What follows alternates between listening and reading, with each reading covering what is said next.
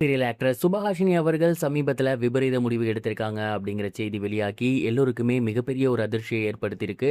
அவங்களுக்கு என்ன ஆச்சு? என்ன நடந்திருக்கு? அப்படிங்கிறது தான் இந்த ஒரு வீடியோல நம்ம பார்க்க போறோம். சன் டிவில ரொம்பவே சூப்பரா போய்க்கிட்டு இருக்கக்கூடிய சீரியல்ல ஒண்ணு தான் கயல் சீரியல். அண்ட் இந்த ஒரு சீரியல்ல ஆலியா மனசா அவர்களோட ஹஸ்பண்டும் சைத்ரா ரெட்டி அவர்களும் தான் முக்கியமான பேரா இருக்காங்க.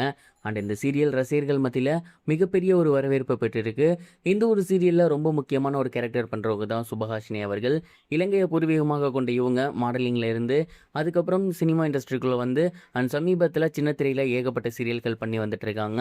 சோசியல் மீடியாலையுமே ரொம்பவே ஆக்டிவா இருந்து வந்துட்டு இருக்காங்க. ரொம்பவே லைஃப் நல்லபடியா போய்கிட்டு இருந்த இந்த ஒரு நேரத்தில் சமீபத்தில் சுபஹாசினி அவர்கள் விபரீத முடிவு எடுத்திருக்காங்க அப்படிங்கிறது தெரிய வந்திருக்கு.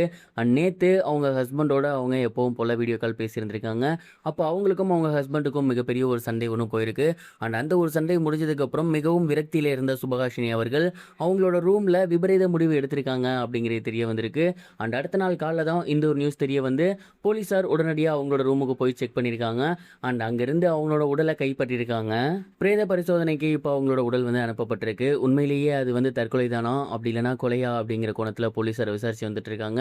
இந்த ஒரு நியூஸ் வெளியானதை தொடர்ந்து பிரபல சீரியல் நடிகையான சைத்ரா ரெட்டி அவர்கள் ரொம்பவே எமோஷனல் ஆகியிருக்காங்க. ஏன்னா சுபஹாசினி அவர்கள் சைத்ரா ரெட்டிக்கு ரொம்ப ரொம்ப க்ளோஸான ஒரு ஃப்ரெண்ட்.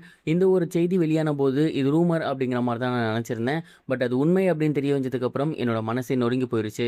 ரொம்ப கஷ்டப்பட்டு இந்த ஒரு இடத்துக்கு சுபஹாசினி அவர்கள் வந்திருந்தாங்க. ஆனால் இன்னைக்கு ஒரு சின்ன மிஸ் அண்டர்ஸ்டாண்டிங்கில் இப்படி ஒரு முடிவு எடுத்திருக்குது.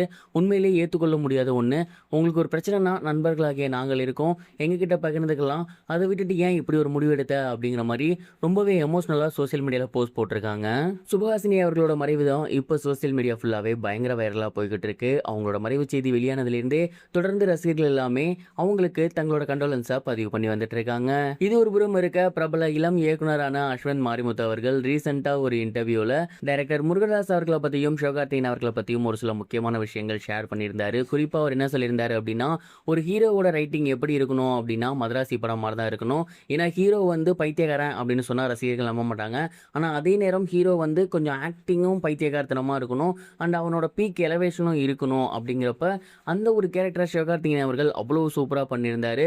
அதாவது யாரை பார்த்தாலும் ஹெல்ப் பண்ணுவான், இதுதான் மிகப்பெரிய ஒரு ஹீரோயிசம். அதே நேரம் அவன் மனநலம் பாதிக்கப்பட்டிருக்கான். இது ரெண்டையும் மிக்ஸ் பண்ணி ஒரு ஹீரோவோட கேரக்டரை எழுதுறது அப்படிங்கிறது உண்மையிலேயே சவாலான ஒரு விஷயம்.